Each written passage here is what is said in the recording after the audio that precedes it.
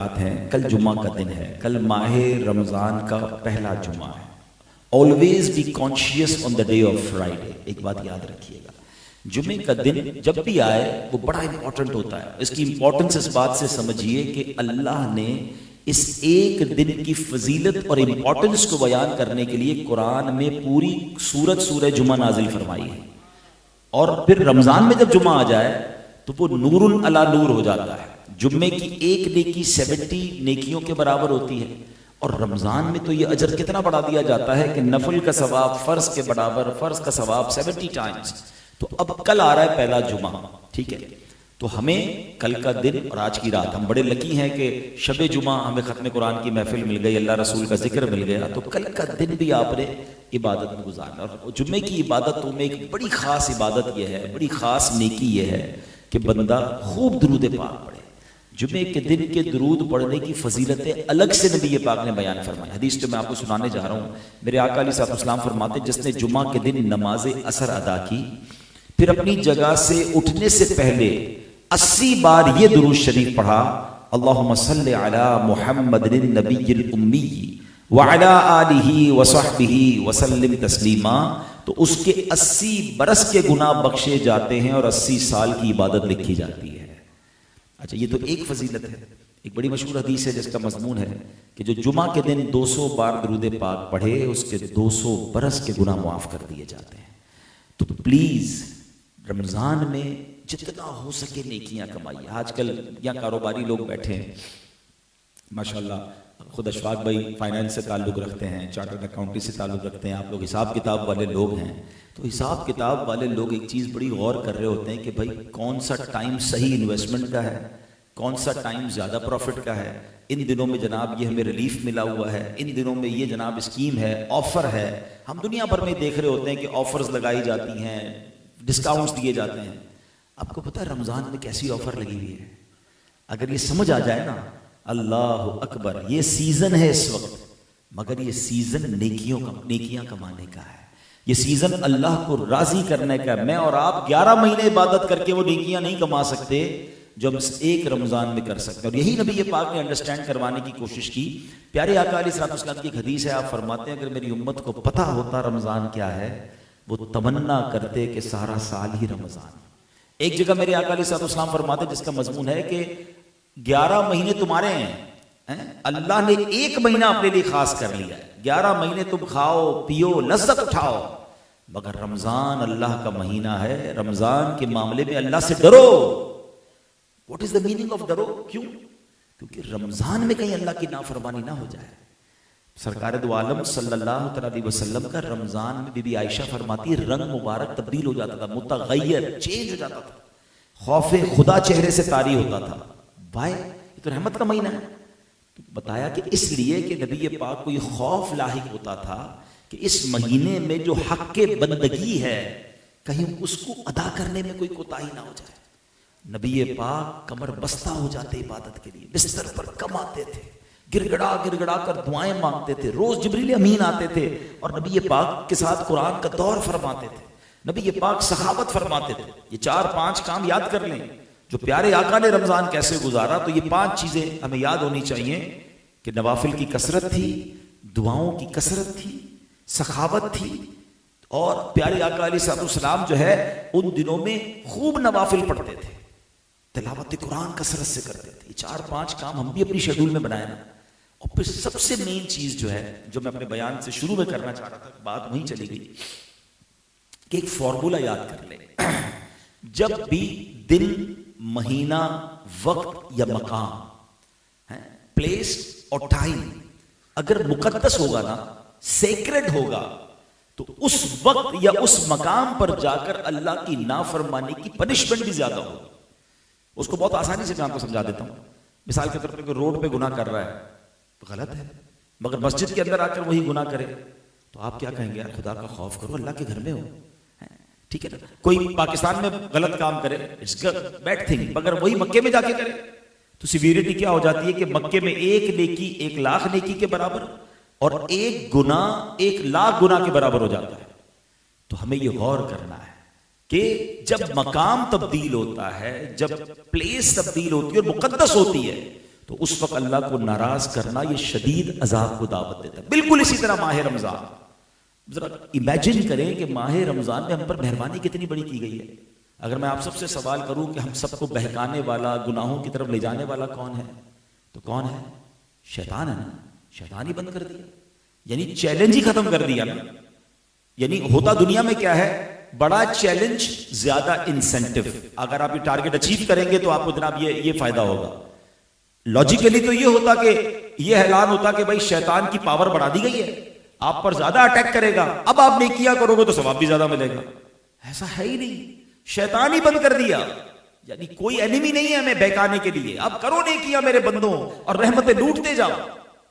پھر رمضان میں کوئی گناہ کرے، پھر رمضان میں کوئی اللہ کو ناراض کرے تو اس کی پنشمنٹ کیا ہے؟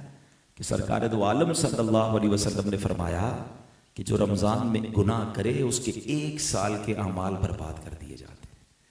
تو ہمیں جہاں رمضان میں نمازیں پڑھنی ہے، تراویح پڑھنی ہے، دعائیں کرنی ہے، اچھے کام کرنے، وہاں ایک چیز کو نہیں بھولنا ہے کہ اس مہینے میں گناہ نہیں کرنے، اس مہینے میں اللہ کو ناراض نہیں کرنا. وہاں زیادہ سخت سزا ہے اس کی کہ اے میرے بندے تجھے سارے راستے دے دیے، ہر وقت تجھ پر رحمت برس رہی ہے. روزانہ افطار کے وقت 10 لاکھ گناہگار بخشے جا رہے ہیں. اس وقت ہم جو یہاں بیٹھے ہیں نا، ویسے ہی جمعرات کی رات تو بھری مراد ہوتی ہے، ورنہ رمضان کی تمام راتوں میں رحمت کا فرشتہ یہ ندا دیتا ہے کہ ہے کوئی مانگنے والا اس کی دعا قبول کر لی جائے، ہے کوئی توبہ کرنے والا اس کی توبہ قبول کی جائے، ہے کوئی سوالی اس کا سوال پورا کیا جائے. پورا سال میں اور آپ کیا کرتے ہیں؟ یا اللہ سن لے، یا اللہ ہماری دعا قبول کر لے، اے اللہ میں پریشان ہوں. رمضان میں ادھر سے آفر ہے، مانگ لو میں دینے والا ہوں، تمہاری جھولی بھرنے کے لیے ہوں. اور ان راتوں کو جو ضائع کرتے ہیں، ان راتوں کو جو برے کاموں میں گزارتے ہیں، پلیز رمضان اس لیے نہیں آیا. آج کل کیا ہو رہا ہے، میں کیا جانتا ہوں، مجھ سے زیادہ آپ جانتے ہوں گے. ماشاءاللہ بڑی آج تو بڑا اچھا لگ رہا ہے کہ ہم یہاں موجود ہیں، لیکن کیا سب جگہ ایسا ہو رہا ہے؟ رمضان کی راتوں میں جو پلاننگز ہو رہی ہیں، کہیں رمضان ٹورنامنٹ، ارے رمضان کے نام سے ٹورنامنٹ، یہ رمضان آیا تو کرکٹ کھیلنا ایکسٹرا ہو گیا راتوں کو. یہ راتیں تو عبادت کے لیے آئی تھی. فلاں نائٹ میں کہنا نہیں چاہ رہا، ایک بھائی نے مجھے ایک اسکرین شاٹ بھیجا، میں اس لیے نہیں کہہ رہا کیونکہ انہوں نے پھر معذرت بھی مجھ سے کر لی، کیونکہ غلطی سے لگتا ہے مجھے آ گیا تو میں تو پھر بہت زیادہ میں نے جو کہنا تھا کہا. وہ ایک ایسی نائٹ بنا رہے تھے رمضان میں کہ میں حیران ہو گیا کہ یہ آپ کیا کر رہے ہیں، آپ کس ٹرینڈ کو فروغ دے رہے ہیں. کہہ رہے ہم جوا نہیں کھیلیں گے، یہ تو جناب بس ایسی بیٹھنے کا بہانہ ہے. میں نے کہا آپ رمضان میں تلاوت نائٹ ہونی چاہیے تھی، دعا نائٹ ہونی چاہیے تھی، توبہ نائٹ ہونی چاہیے تھی، تفسیر نائٹ ہونی چاہیے تھی. آپ یہ کون سی نائٹس رمضان میں لا رہے ہیں اور یہ ٹرینڈ بنا رہے ہیں. آپ مر جاؤ گے، مرنے کے بعد یہ ٹرینڈ باقی رہے گا، ہم کدھر جائیں گے. خیر ان کو احساس ہو گیا تو اس لیے میں اس نائٹ کا نام نہیں لیتا، کیونکہ ہو سکتا ہے وہ میسج آپ کو بھی بہت ساروں کو آیا ہوگا. تو پھر انہوں نے مجھے کہا کہ میں سوری کرتا ہوں. میں نے کہا مجھ سے سوری نہ کریں، اب اللہ سے سوری کریں اور خدا کے واسطے چینج کریں اس ٹرینڈ کو. تو بہرحال اللہ کرے کہ اس رمضان کو ہم اللہ کی رضا میں گزاریں. اور ایک اور بات کر کے پھر میں اپنے ٹاپک کی طرف آتا ہوں کہ ایک اور بات یاد رکھیے گا، ہمیں اس رمضان کو آلویز جب بھی رمضان ملے نا، اس کو زندگی کا آخری رمضان سمجھ کر گزاریں. ہمیں زندگی کا پتہ نہیں ہے.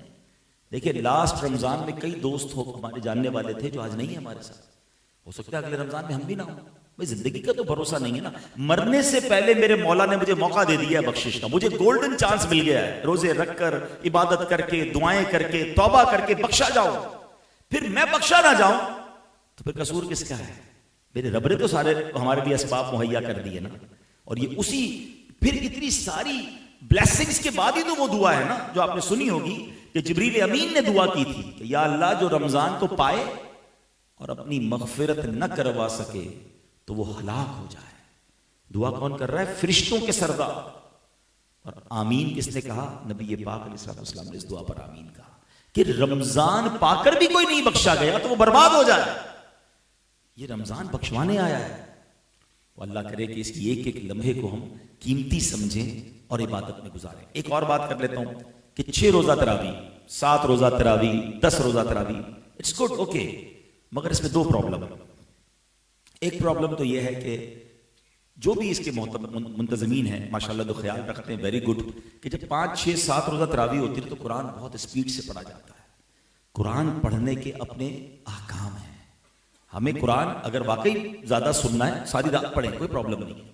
لیکن ہم قاری صاحب کو یا اپنے حافظ صاحب کو اس بات کی عرض کریں کہ حضور ہم 15-20 منٹ اور کھڑے ہو جائیں گے، آپ نے سکون سے پڑھنا ہے. ہاں یہ ہمارا پرابلم ہے، یہ امام صاحبان کا پرابلم نہیں ہے. ہمیں مسجد بھی وہ اچھی لگتی ہے، ہمیں حافظ بھی وہ اچھی لگتا ہے، جلدی پڑھا دے. او ہو ہمارے یہاں تو 1 گھنٹے میں تراویح فارغ، ہمارے یہاں 45 منٹ میں فارغ، ریس لگائی ہوئی ہے. کون سا ایوارڈ جیتنا ہے بھائی؟ قرآن سننا ہے نا، آدھا پارا سن لے بھائی، سوا پارا نہیں سننا، آدھا سن لے، لیکن پراپر سنیں. قرآن سنیں تو میری آنکھوں سے آنسو بہیں، میرے دل پر اثر ہو، سمجھ ہی نہ آئے کیا پڑھا جا رہا ہے. اور پھر جتنا زیادہ قرآن 5 روزہ 7 روزہ میں زیادہ پڑھا جاتا ہے تو بالکل ہونا چاہیے، اس میں کوئی پرابلم ہے، میں اس کو منع نہیں کر رہا، مگر اس پہ پھر ٹائم لمٹ نہ رکھیں، پھر سکون سے پڑھیں، اللہ کا کلام کھو جائیں اس کے اندر. وہ اس سے اچھی رات کون سی جو اللہ کی بارگاہ میں تلاوت سننے میں خرچ ہو جائے. نمبر 1. ایک اور پرابلم یہ ہونے لگ گیا کہ 5 روزہ 7 روزہ 10 روزہ تراویح کے بعد لوگوں نے سمجھا تراویح پوری ہو گئی، اب چھٹی، ڈسکاؤنٹ، اب باقی دن کوئی تراویح نہیں پڑھنی. ایسا نہیں ہے، تراویح سنت موقدہ ہے، اور ہمیں چاند رات جب تک چاند نظر نہیں آئے گا جب تک ہم نے پڑھنی ہے. چاند نظر آ گیا تو اس رات نہیں پڑھیں گے، ٹھیک ہے نا. اور اس کی نیکیاں کتنی ہیں، اللہ اکبر. ہر سجدے پر حدیث پاک میں آتا ہے کہ رمضان میں ہر سجدے پر 1500 نیکیاں ہیں. ہر سجدے پر جنت میں ایک سرخ یاقوت کا گھر عطا فرمایا جائے گا. ہر سجدے پر جنت میں ایک درخت عطا کیا جائے گا. اب ذرا غور کریں کہ صرف 20 رکعت تراویح پڑھے تو 60,000 نیکیاں، 60 جنت کے گھر اور 60 جنت کے درخت. حدیث پاک میں سنا رہا ہوں، آپ کے نبی کی آپ کو حدیث سنا رہا ہوں. تو اب سچ بتاؤ پھر 12 اور 8 پڑھ کے کیوں بھاگنا چاہیے؟ پھر تو پوری پڑھنی چاہیے. بلکہ تراویح کے بعد بھی کچھ مزید نوافل اللہ توفیق دے تو سحری میں تہجد پڑھ لیں اور سجدے کر لیں. تو اللہ کرے کہ بس عبادت کا جذبہ مل جائے. چونکہ ختم قرآن کی محفل ہے تو میں قرآن پاک کی سب سے پہلی وہ آیت جو نازل ہوئی اور اس کا سینیریو جو تھا نا وہ بڑا امیزنگ ہے. بہت کچھ اس میں سیکھنے کو ہے، اور ایک بڑی عظیم ہستی کا اسی ضمن میں ہم ذکر بھی کر لیں گے جن کا یوم آنے والا ہے. قرآن پاک کی اگر میں آپ سے بھی پوچھوں تو آپ کو بھی سمجھ آ جائے گا کہ سب سے پہلی آیت جو نازل ہوئی وہ کون سی تھی، مگر وہ نازل کس سینیریو میں ہوئی ذرا پہلے میں وہ بتانا چاہتا ہوں. بخاری شریف کی حدیث جس کا میں مضمون بیان کروں گا. ماجرا یہ تھا کہ نبی پاک علیہ السلام کی عمر مبارک 40 سال ہو چکی تھی. ربیع الاول کے مہینے سے وحی کے آثار ہونا شروع ہو گئے تھے. وہ اس طرح کہ نبی پاک علیہ السلام کو سچے خواب دکھائے گئے. پیارے آقا کو پہلے سٹارٹ کیسا ہوا کہ سچے خواب آتے تھے. آپ نبی پاک جو بھی خواب دیکھتے تھے فوراً ویسے کا ویسے ہی ہو جاتا تھا، ہو بہو ویسا ہی ایگزیکٹلی رزلٹ آتا تھا. تو یہ کافی دنوں تک چلتا رہا معاملہ. کم و بیش 6 ماہ اسی طرح گزرے. اب آپ کے دل میں تنہائی کی محبت ڈال دی گئی. اللہ کی یاد میں آپ اپنے گھر والوں سے دور غار حرا میں جا کے رہتے تھے. آپ وہاں دن گزارتے تھے، وہاں رات گزارتے تھے. اور بی بی خدیجہ الکبریٰ رضی اللہ تعالیٰ عنہا کچھ کھانے پینے کا سامان لے کر وہاں پہنچ جایا کرتی تھی. اور یہ جو مہینہ نبی پاک نے وہاں گزارا، یہ بھی اس لیے آپ کو عشق والی ایک بات بتا دوں کہ یہ رمضان کا مہینہ تھا. یہ جو ہم روزے رکھتے ہیں نا، یہ روزے نبی پاک کی غار حرا میں گزاری گئی جو روٹین تھی، یہ اس کی یاد ہم منا رہے ہیں. پیارے آقا دن میں کچھ کھاتے پیتے نہ تھے، روزہ رکھتے، رات عبادت میں گزارتے تھے. اللہ کو اپنے محبوب کی رمضان میں یہ ادا ایسی پسند آئی کہ ساری امت پر روزے اور رات کے قیام کا حکم آ گیا. رات قیام کر کے عبادت کریں، دن میں روزہ رکھیں. اب کیا ہوا، نبی پاک کچھ دنوں بعد گھر تشریف آتے، پھر بی بی خدیجہ کچھ سامان کھانے پینے کا دے دیتی، سامان دیتی ہیں، پھر غار حرا چلے جاتے. کافی دن تک یہ سلسلہ رہا. رمضان کی 17ویں شب آ گئی. اب 17ویں شب کیا ہوا کہ نبی پاک غار حرا میں ہی موجود تھے کہ جبریل امین فرشتوں کے جو سردار ہیں وہ غار حرا میں حاضر ہوئے. اور اس وقت پارہ 30 سورہ علق کی ابتدائی چند آیتیں نازل ہوئی. یہ فرسٹ ٹائم ایسا ہوا تھا کہ نبی پاک کی جبریل امین سے ملاقات ہوئی تھی، اور یہ پہلی بار ایسا ہوا تھا. اچھا اب آیتیں کیا ہیں؟ اقرا بسم ربک الذی خلق، خلق الانسان من علق، اقرا وربک الاکرم الذی علم بالقلم علم الانسان ما لم یعلم. اب اس کا ترجمہ قرآن، آسان ترجمہ قرآن کنز العرفان. اپنے رب کے نام سے پڑھو جس نے پیدا کیا، انسان کو خون کے لوتھڑے سے بنایا. پڑھو اور تمہارا رب ہی سب سے بڑا کریم ہے جس نے قلم سے لکھنا سکھایا، انسان کو وہ سکھایا جو وہ نہ جانتا تھا. اب ذرا انڈرسٹینڈ کیجئے گا واٹ واز دا سینیریو. یہ قرآن نازل ہونا یہ کوئی مذاق کی بات نہیں ہے. قرآن کا بوجھ، قرآن کی ہیبت، قرآن کی عظمت خود قرآن بیان کرتا ہے. قرآن کیا فرماتا ہے؟ لو انزلنا هذا القرآن على جبل لرأيته خاشعا متصدعا من خشية اللہ. یہ قرآن کیا کہتا ہے اپنے بارے میں؟ اگر ہم یہ قرآن کسی پہاڑ پر اتارتے تو ضرور تم اسے جھکا ہوا اور اللہ کے خوف سے پاش پاش پاتے. یعنی پہاڑ بھی اس کو اٹھا نہ پاتا, اس کے ریزے ریزے ہو جاتے. اب مجھے بتائیں اس پوری دنیا میں پہاڑ سے زیادہ اسٹرانگ چیز کیا ہے؟ پاکستان نے کئی سالوں پہلے ایٹمی جو تجربہ کیا تھا وہ کہاں کیا تھا؟ کسی پہاڑ کے اندر ہی کیا نا. وہ پہاڑ پھر بھی باقی رہا, ٹھیک ہے, اس کا بتاتے رنگ بدل گیا. بڑے بڑے والکینوز پہاڑ کے اندر ہوتے ہیں, بڑے بڑے پہاڑ ہیں دنیا میں, کتنی طاقت ہوتی ہے پہاڑ میں. مگر قرآن کہتا ہے اگر ہم کسی پہاڑ پر بھی اس کو نازل کرتے نا تو وہ پاش پاش ہو جاتا. اب مجھے بتائیے پھر دنیا میں جگہ کون سی بچتی ہے جہاں قرآن نازل کیا جاتا؟ اٹ مینز قلب مصطفیٰ صلی اللہ علیہ وسلم کو وہ پہلے طاقت بخشی گئی. اور یہ بھی یاد رہے جنہوں نے ماشاءاللہ کو سیرت مصطفیٰ کو پڑھا ہوگا, نبی پاک کے سینہ اقدس کو 4 بار اوپن کیا گیا ہے. آپ کی زندگی میں شق صدر 4 بار ہوا. آج دنیا کہتی جناب سائنس نے بڑی ترقی کر دی, اوپن ہارٹ سرجری ہوتی ہے. اب تو کیمرے پر بھی دکھا رہے ہوتے ہیں کہ جناب اس کو اوپن کر رہے ہیں, ہارٹ نکال رہے ہیں, سیکھ کر رہے ہیں, اور رگیں وغیرہ جو بھی بائی پاس کر رہے ہیں سب دیکھ رہے ہوتے ہیں. سائنس نے اب کیا ہے, میرے آقا کے 4 بار, آج کی زبان میں کہیں تو اوپن ہارٹ سرجری ہوئی ہے 4 ٹائمز. اور کس نے کی؟ فرشتوں نے کی. اور ایک تو بچپن میں ہوئی جب بی بی حلیمہ سعدیہ کے پاس تھے. علماء اس کی بڑی پیاری وجہ بیان کرتے ہیں کہ اس وقت شق صدر وہ کیا ہوتا تھا, فرشتے سینے کو کھولتے تھے اور آپ کے سینہ اقدس میں, آپ کے قلب میں, آپ کے دل میں نور داخل کرتے تھے.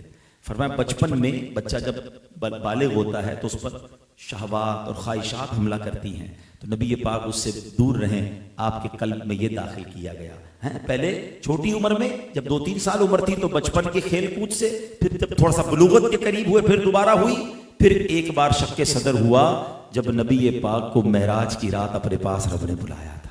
یہ بھی کمال ہے میرے آقا کا, یہ بھی کسی اور کو نصیب نہیں ہوا. یعنی اگر ان دونوں چیزوں میں طاقت مصطفیٰ کو صرف ہم ڈیفائن کرنے کی کوشش کریں نا, کہ حضرت موسیٰ نے کہا تھا نا اللہ سے, اے اللہ I want to see you, میں اللہ تجھے دیکھنا چاہتا ہوں.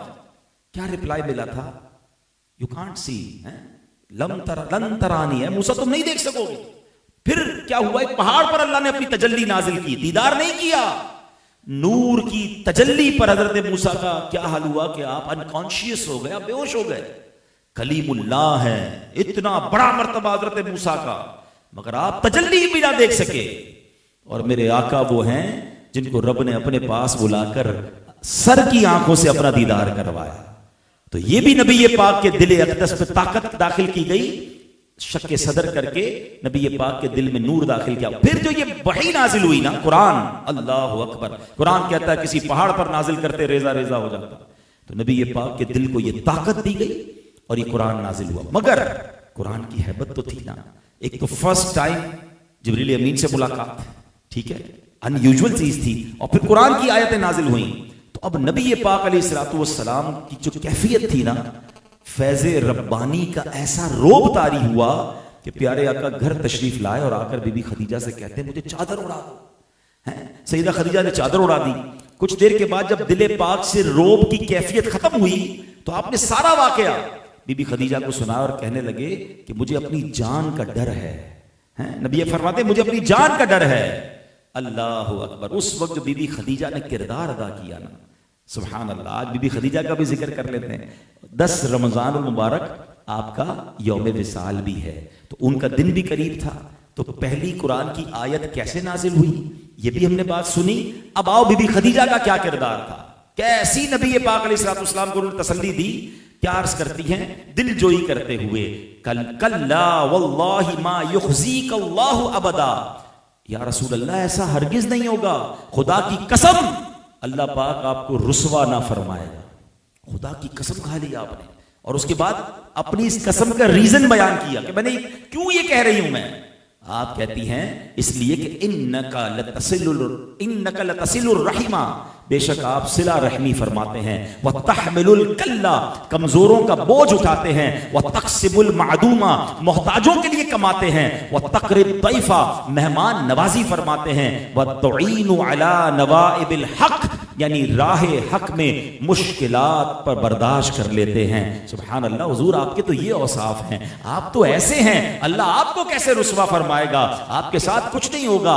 اللہ اکبر. علماء نے اس پر بڑی ڈیبیٹ کی ہے کہ اللہ نے بی بی خدیجہ الکبریٰ رضی اللہ تعالی عنہا سے کیسا شاندار کام لیا. ذرا غور کیجئے, ابھی تو اسلام کی ابتدا ہے, ابھی تو پہلی 2-3 آیتیں نازل ہوئی ہیں, اور اسلام کی ابتدا میں بی بی خدیجہ کا کردار دیکھے کہ نبی پاک کی دل جوئی کا سامان کر رہی ہیں, نبی پاک کو دلاسا دے رہی ہیں. یہاں 2 باتیں سیکھنے کو ہیں. عورت کو اسلام سے پہلے پیر کی جوتی سمجھا جاتا تھا. عورت کا حال یہ تھا کہ اگر بیٹے باپ کا انتقال ہو جائے تو بیٹا ماں پر قبضہ کر لیتا تھا. کوئی نکاح کی ضرورت نہیں تھی. مال کی صورت میں جس طرح ایک دوسرے کو لوگ تحفہ دیتے تھے, اس طرح لوگ عورتوں کو تحفہ ایک دوسرے کو پیش کیا کرتے تھے. اور پیر کی جوتی کی طرح عورتوں کو بیڑا غرق کیا جاتا تھا. کوئی عزت نہیں تھی. کسی کے یہاں لڑکی پیدا ہو جائے, اس کے چہرے سے ہوائیاں اڑتی تھی, چہرہ سیاہ ہو جاتا تھا, زندہ لڑکیوں کو درگور کیا جاتا تھا. اور اس دور میں نبی پاک تشریف لائے اور ایسا اسلام کا نور پھیلا کہ ابھی ابتدائے اسلام ہے, پہلی آیتیں نازل ہوئی ہیں, اور بی بی خدیجہ سے اتنا بڑا کام لیا جا رہا ہے. اس حبیب کو دلاسا دے رہی ہیں جو وجہ تخلیق کائنات ہیں. میرے آقا تو وہ ہیں جو رب کے حبیب ہیں, جن کے صدقے ہمیں قرآن ملا ہے, جن کے صدقے ایمان ملا ہے. ساری دنیا میں اسلام کا نور جن کی برکت سے پھیلا ہے. مگر فرام دا اسٹارٹ ایک خاتون کا جو کردار ہمیں نظر آ رہا ہے, تو گویا یہ رہتی دنیا کو پیغام دینا تھا کہ یہ اسلام ہے جس میں عورت کی عزت ہے, یہ اسلام ہے جس میں عورت کی عظمت بیان ہوئی ہے. اب ذرا سوچئے, پہلی آیتوں کے نزول کے وقت آپ کی فراست کا اور آپ کی عقل مندی کا یہ عالم تھا.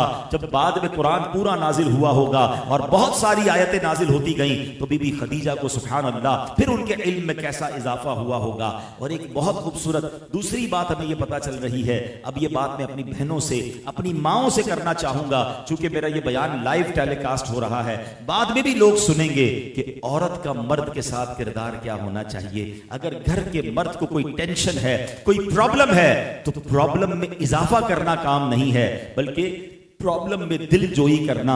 یہ بی بی خدیجہ کی سیرت ہمیں سکھا رہی ہے. اور یہ بات دنیا نے دیکھی ہے کہ اگر بندہ اپنے گھر میں اسٹرانگ ہوتا ہے, اپنے گھر میں اسے پیار ملتا ہے, اپنے گھر میں دلاسا ملتا ہے, وہ ساری دنیا کے طوفانوں سے نکل جاتا ہے. لیکن اگر گھر میں ہی ٹینشن ہے تو بیچارہ باہر بھی ہار جاتا ہے. تو اگر میری بہنیں, میری مائیں یہ بیان سنیں, بی بی خدیجہ رضی اللہ تعالیٰ عنہ کا آپ کو صدقہ اور ان کا وسیلہ آپ کو پیش کر رہا ہوں. ہم ان کے غلام ہیں, اس خاندان کے غلام ہیں. کبھی بھی آپ کے گھر میں آپ کے بھائی, آپ کے والد, آپ کے شوہر کسی ٹینشن میں ہو, کاروباری مشکل میں ہو, جاب کا مسئلہ ہو, اگر فائنینشل ایشوز بھی ہوں, ان کو ٹونٹ نہ کرنا, ان کو طنز نہ کرنا, بلکہ انہیں حوصلہ دیں. دیکھیں مشکل وقت کے بعد اللہ نے راحت رکھی ہوتی ہے. اور میں اپنی زندگی کا ایک تجربہ بیان کیا کرتا ہوں کہ جس عورت نے مشکل وقت میں اپنے شوہر کا ساتھ دیا ہے, اللہ نے اسے اچھے دن ضرور دکھائے ہیں.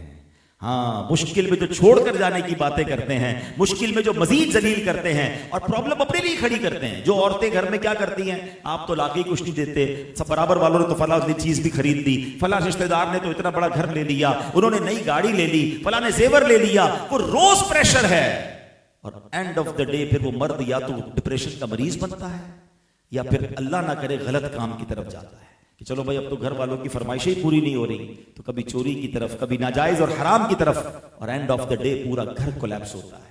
تو میری بہنوں, میری ماؤں, اپنے شوہر, اپنے بھائی, اپنے والد کو جملہ کہا کرو جو پہلے کے زمانے کی عورتیں کہتی تھیں کہ ہم تھوڑے پر گزارا کر لیں گے, ہمیں حرام روزی کما کر مت کھلانا. تو انشاءاللہ اللہ آپ کے حلال میں بھی برکت ڈال دے گا. بی بی خدیجہ الکبریٰ رضی اللہ تعالیٰ عنہا وہ عظیم ہستی ہیں. یاد رکھیے گا کہ آپ اسلام میں سب سے پہلے, عورتوں میں سب سے پہلے ایمان لانے والی خاتون بی بی خدیجہ الکبریٰ رضی اللہ تعالیٰ عنہا. اچھا, پھر سب سے پہلے نبی پاک کے بعد کسی نے نماز ادا کی ہے تو بی بی خدیجہ الکبریٰ رضی اللہ تعالیٰ عنہا ہیں. کیونکہ نماز کا حکم جب جبریل امین لے کر آئے اور نبی پاک کو پریکٹیکل وضو اور نماز پڑھ کے دکھایا, تو نبی پاک نے وہ کام پھر بی بی خدیجہ کو بتایا. اور پیارے آقا کے بعد سب سے پہلے وضو اگر کسی نے کیا, سب سے پہلے نماز ادا کی, اللہ اکبر, وہ بھی ہماری امی حضور حضرت خدیجہ رضی اللہ تعالیٰ عنہا ہیں. اور قرآن امہات المومنین کے بارے میں کیا فرماتا ہے؟ قرآن کہتا ہے النبی اولا بالمؤمنین من انفسہم وازواجہ امہاتہم. ترجمہ کنز العرفان, یہ نبی مسلمانوں کے ان کی جانوں سے زیادہ مالک ہیں اور ان کی بیویاں ان کی مائیں ہیں.